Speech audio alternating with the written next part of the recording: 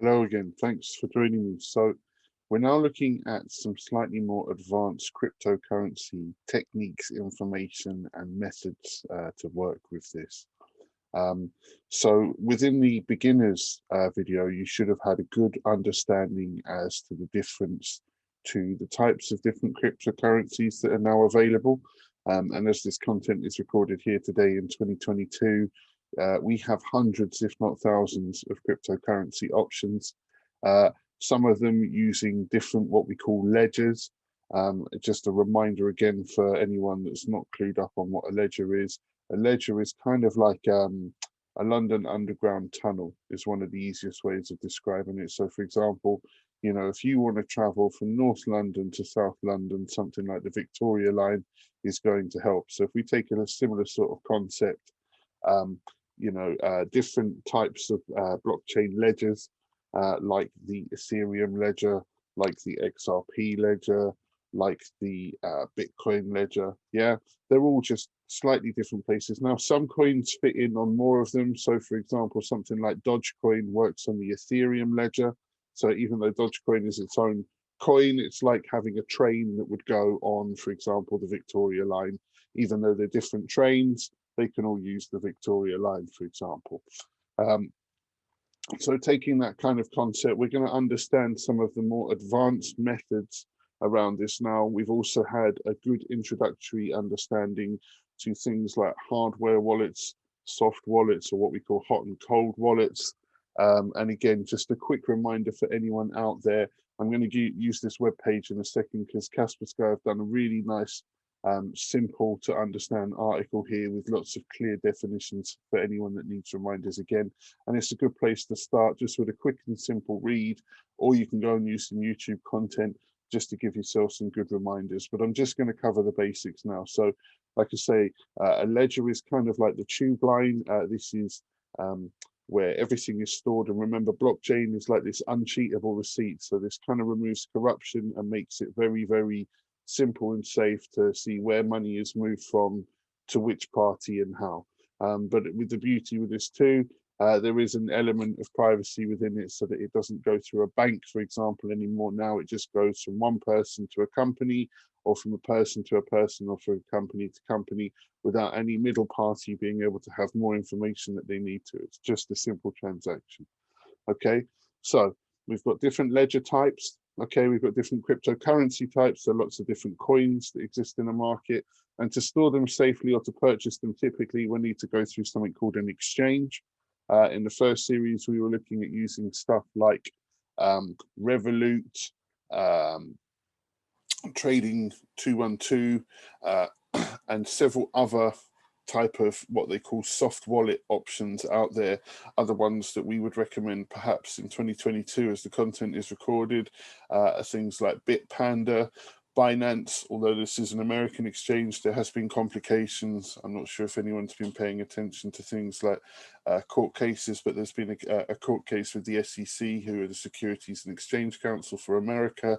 Sounds complicated, but a simple way of saying it is they just control the movement of international business when new elements emerge, and they just double check that fraudulent vehicles aren't possible.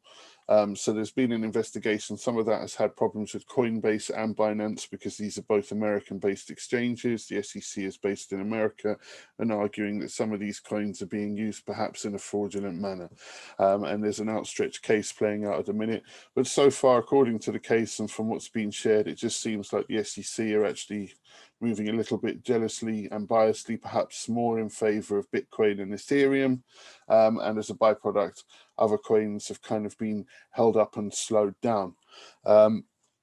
Now, again, another reminder, every coin has a functionality. So it's important when you're investing that you look at the coin, what its functionality for the world's marketplace is, and off the back of that, what you can achieve by helping a coin and that type of ledger improve. So for example, let's take something like XRP, which is designed for finance and quick movement of international trade.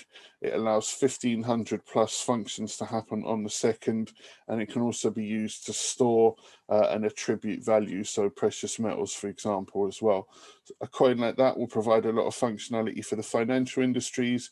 As long as we live and breathe, finance will be a part of our world. So again, can you see how it's perhaps a good choice to maybe consider a coin like that, see it functioning every day, and the fact it may be like a new age PayPal is a simpler way of saying it. So, you know, these coins just provide the ability to send money and confidently and safely anywhere in the world, that type of thing. Okay. And then added to that too, we also need to have a bit of an understanding as to how that market's performing day to day as well. So in the first series, we learned about something called a bull run, which is where the coin is accelerating in price and going up.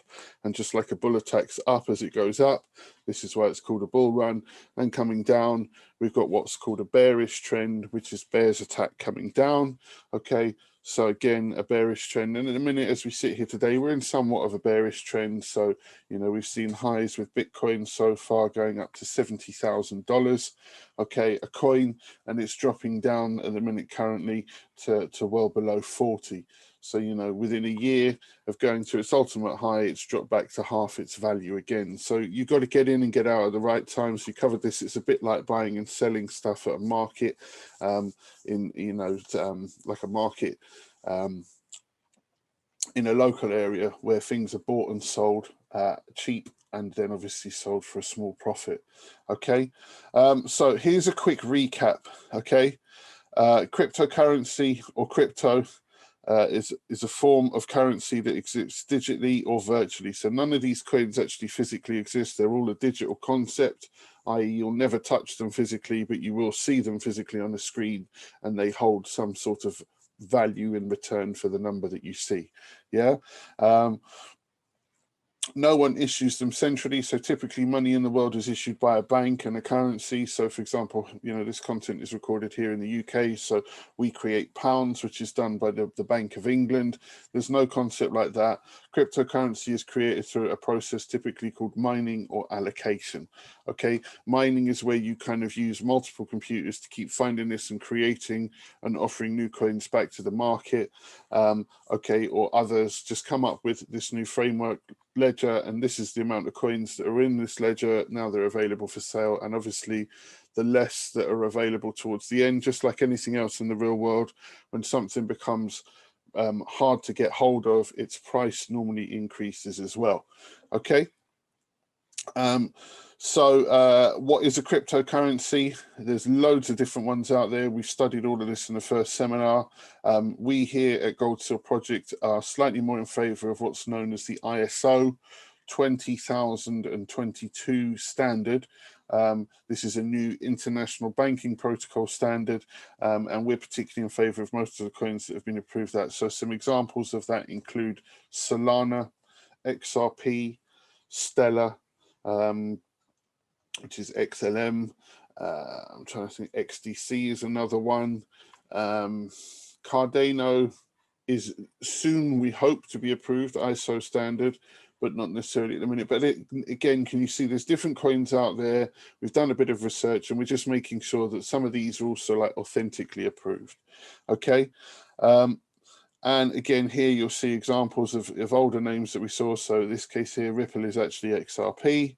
Okay, and now it goes on to how you would actually buy these. So we've looked at this a little bit before, but we were looking predominantly in the beginners or introduction video that was shared initially at how to do this, perhaps using a soft wallet and going through a trading platform where you hold the cryptocurrency for a short period of time and sell hopefully for a profit. So let's say we buy coin one at £1 and it increases to £1.20. We sell the coin at £1.20 and take the benefit of making a 20 pence profit. And let's say we bought 100 of those coins, we now make a £20 profit instead.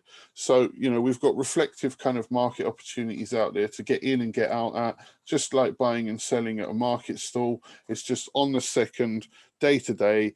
You know, these currencies are all going up and down in price all the time. Okay, so we're going to learn a little bit more today about how to buy from an exchange and then get all of that into a cold wallet, which is offline and probably the most secure investment option. This gives you the opportunity to do things like hold on for dear life, or as they say within the industry, HODL, okay, which stands for hold on for dear life, okay, and you try and hold this for a longer period of time. So again, understanding that most markets are creeping up slowly over time. Let's say we're looking at maybe a 2 to 3 year window where you bought something at £1 and 3 years later it's worth £3.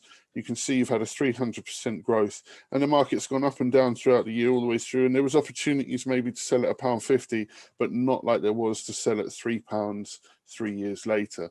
So you've got the opportunity to hold on for dear life and have like a long-term savings with much bigger benefits in return. It's basically like having savings with huge amounts of interest that come back in return. Okay, so in a second we're going to start looking at some of these processes, and I've shared a number of websites as well as elements that can be purchased online to try and help make your crypto as safe as possible, rather than always trusting an exchange. And we're going to look at why that's a little bit more important as we progress now in 2022 with this content, and learning more and more about the market year in, year out, as cryptocurrency becomes a little bit more mainstream. Okay. So here they're talking about traditional brokers. So some people won't even give you access to the coins. They'll just give you access to the principle of the coins. An example of that is Revolut. So when you physically buy coins within Revolut, you don't physically hold them. Revolut physically hold them, and they allow you to access them and hold them as part of that. And at the point you buy in to the point you sell, there's also a small fee for the buy-in and the buy-out.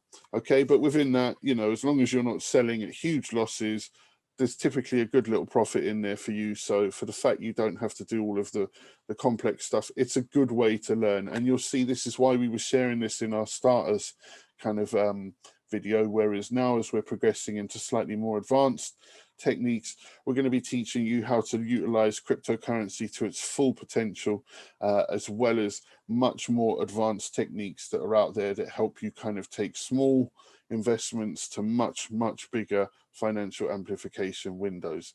And if you pay attention to all these details, you know, the proof is in the pudding. We have a lot of very wealthy crypto investors from the last 5 years, you know, and that's before you learn some of these techniques here. So just from day trading alone, people have made a hell of a lot of money. Some of the techniques we're going to show you today is how to really start economical and amplify by shrewd investment, as well as understanding absolutely everything that you can do with these cool new digital coins, which is all a cryptocurrency is. Okay. Like I said, last little summary down here.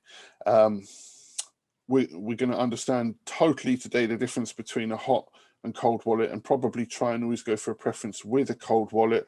Hot wallet's cool, but it's better really for day-to-day trading. Very helpful to get in and out. You know, if you get a hot tip, for example, that there's going to be a huge spike over a week forthcoming, and you want to take some savings and amplify them, you know, hot wallets are great. But unfortunately, everything's still connected to the internet, which means your stuff can be hacked or interrupted or potentially taken away for you.